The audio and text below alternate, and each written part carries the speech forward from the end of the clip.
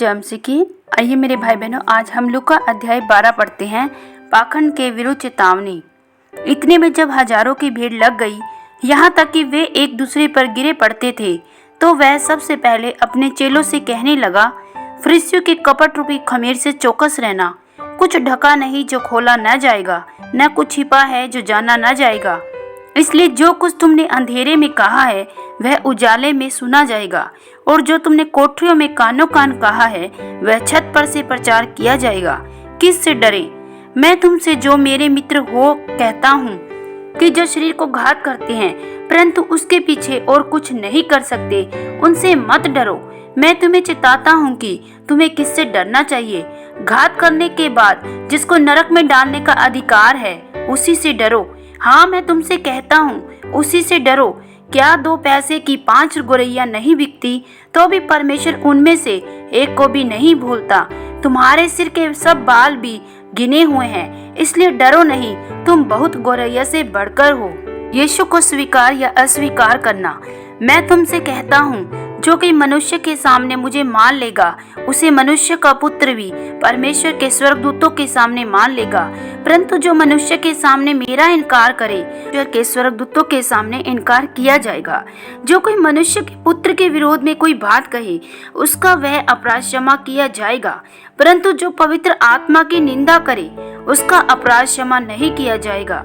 जब लोग तुम्हें सभाओं और हाकिमों और अधिकारियों के सामने ले जाएं, तो चिंता ना करना कि हम किस रीति से या क्या उत्तर दें या क्या कहें, क्योंकि पवित्र आत्मा उसी घड़ी तुम्हें सिखा देगा कि क्या कहना चाहिए। एक धनवान मूर्ख का दृष्टांत। जैसे एक ने उससे कहा, हे गुरु, मेरे भाई से कह कि पिता की संपत्ति मेरे साथ बांट ले।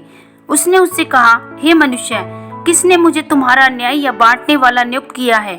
और उसने उनसे कहा, चौकस रहो और हर प्रकार के लोभ से अपने आप को बचाए रखो, क्योंकि किसी का जीवन उसकी संपत्ति की बहुतायत से नहीं होता।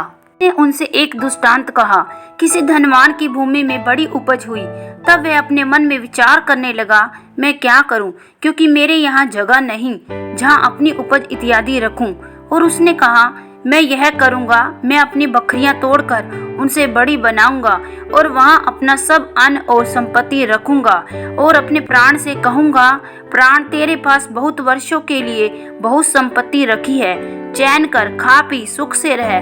परंतु परमेश्वर ने उससे कहा, हे मूर्ख, इसी रात तेरा प्राण तुझसे ले लिया जाएगा। तब जो कुछ तूने इकट्ठा किया है वह किसका होगा? ऐसा ही वह मनुष्य भी है जो अपने लिए धन बटोरता है, परंतु परमेश्वर की दृष्टि में धनी नहीं। परमेश्वर पर भरोसा रखो।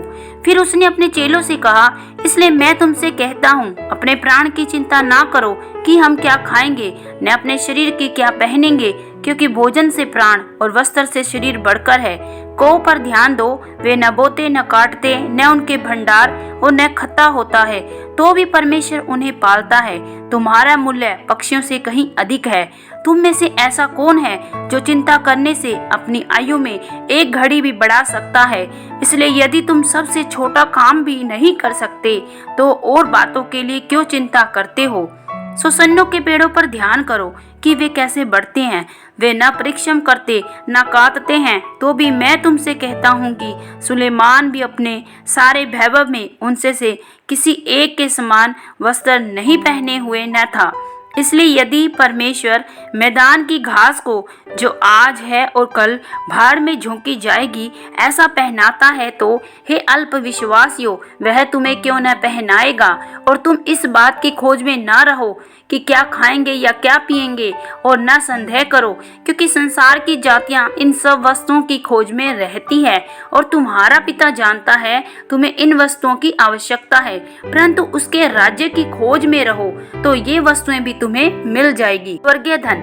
हे छोटे झुंड, मत डर, क्योंकि तुम्हारे पिता को यह भाया है कि तुम्हें राज्य दे।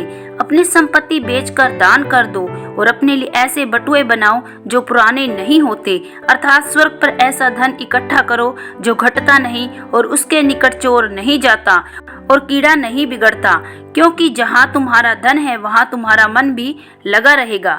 जागते रहो, तुम्हारी कमरे बंदी रहे और तुम्हारे दिए जलते रहें, और तुम उन मनुष्य के समान बनो जो अपने स्वामी की बाट देख रहे हो कि वह विवाह से कब लौटेगा, कि जब वह आकर द्वार खटखटाए तो तुरंत उसके लिए खोल दे।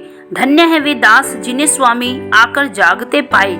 मैं तुमसे सच कहता हूँ कि वह कमर बांध कर उन्हें भोजन करने को बैठाएगा और पास आकर उनकी सेवा करेगा।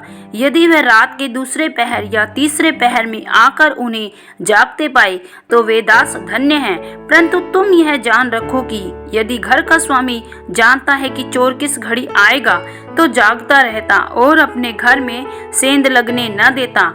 तुम भी तैयार रहो, क्योंकि जिस घड़ी तुम सोचते भी नहीं उसी घड़ी मनुष्य का पुत्र आ जाएगा। विश्वास योग्य या अविश्वास योग्य दास।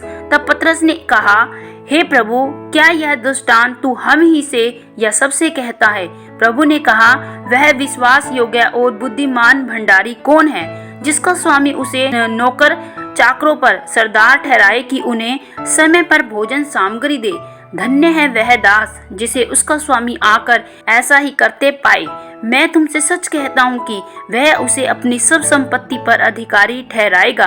परंतु यदि वह दास सोचने लगे कि मेरा स्वामी आने में देर कर रहा है, और दासों और दासियों को मारने पीटने लगे और खाने पीने और पियक्कड़ होने लगे, तो उस दास का स्वामी ऐसे दिन जब वह उसकी बाट जोहता न रहे और ऐसी घड़ी जिसे वह जानता न हो आएगा और उसे भारी दंड देकर उसका भाग अविश्वासियों के साथ ठहराएगा। वह दास जो अपने स्वामी की इच्छा जानता था और तैयार न रहा, न उसकी इच्छा के अनुसार चला, बहुत मार खाएगा। परंतु जो नहीं जानकर मार खाने के योग्य काम कर रहे, वह थोड़ी मार खाएगा। इसलिए जिसे बहुत दिया गया है उससे बहुत मांगा जाएगा, जिसे बहुत सौंपा गया है उससे बहुत लिया जाएगा। यीशु के आगमन का परिणाम। मैं पृथ्वी पर आग लगाने आया हूँ, और क्या चाहता हूँ केवल यह कि अभी सुलग जाती है। मुझे तो एक बपतिस्मा लेना है, जब तक वह ना ले लूं तब तक मैं किसी व्यथा में रहूंगा। क्या तुम समझते हो कि मैं पृथ्वी पर मिलाप कराने आया हूँ? मैं तुमसे कहता हूँ, नहीं, अलग कराने आया हूँ।